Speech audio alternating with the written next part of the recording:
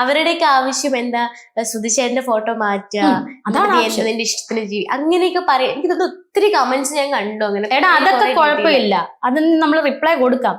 ചീത്ത പച്ചയ്ക്ക് തെറിവിളി. ശരിക്കും എന്തിനാണ് അങ്ങനെ തെറി വിളിക്കുക? അത് അവർക്കല്ലേ അറിയത്തുള്ളൂ, അവരുടെ മനസ്സിലെ നെഗറ്റീവ്. ഈ തെറി വിളിക്കുന്ന ആൾക്കാർ എനിക്കറിയാൻ പറ്റുന്നത് എന്തിനാണ് തെറി വിളിക്കുക? നമ്മളിപ്പോ ഒരു വീഡിയോ ചെയ്യുന്നു, അത് നമ്മുടെ ഇഷ്ടത്തിന് ചെയ്യുന്നു, പക്ഷെ അത് മറ്റുള്ളവരിലേക്ക് എത്തുമ്പോൾ അത് വേറെ ഒരു മീനിങ്ങിലേക്ക് എത്തുന്നു.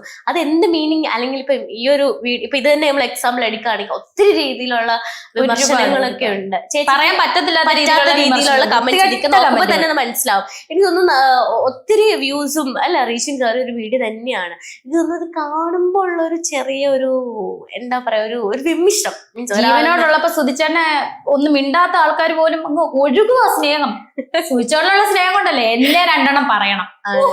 സുധിച്ചേട്ടൻ ജീവനോട് ഇരുന്നപ്പോ ഇവളെ ഒരു ആളെ കൊണ്ട് തൊടിയിപ്പിച്ചിട്ട് പോലും ഇല്ല. എന്താ ഞാൻ ഇത് അഭിനയമാണെന്ന് അറിയത്തില്ല ഇവർക്ക്. ഇത് എത്ര പേരുടെ മുന്നിൽ ക്യാമറയ്ക്ക് മുന്നിലാണ് ചെയ്യുന്നത്, അത്ര ബോധമില്ലേ? ശരിക്കും ഒരു ഇന്റിമസി സീന് വന്നു കഴിഞ്ഞാല് സുധിച്ചേട്ടന് ഇപ്പൊ സപ്പോസ് സുധിച്ചേട്ടന് ഇപ്പൊ ഉണ്ടെന്ന് വെച്ചോ, ഡെഫിനറ്റ്ലി സമ്മതിക്കുമായിരുന്നില്ലേ? പിന്നെ എനിക്കറിയാം, അദ്ദേഹത്തിന് എന്നെ അറിയാം, എനിക്ക് എന്റെ ഏട്ടനെ അറിയാം. ആണ് മനസ്സിലായി. അദ്ദേഹത്തിന് അറിയാം ഞാൻ അഭിനയിക്കുന്ന കുഞ്ഞിലോട്ട് ഡാൻസ് കളിക്കുന്നവർക്ക് എന്തെങ്കിലും അഭിനയിക്കാൻ അറിയാം, അതൊരു വലിയ കഴിവെന്നല്ല ഞാൻ പറയുന്നത്.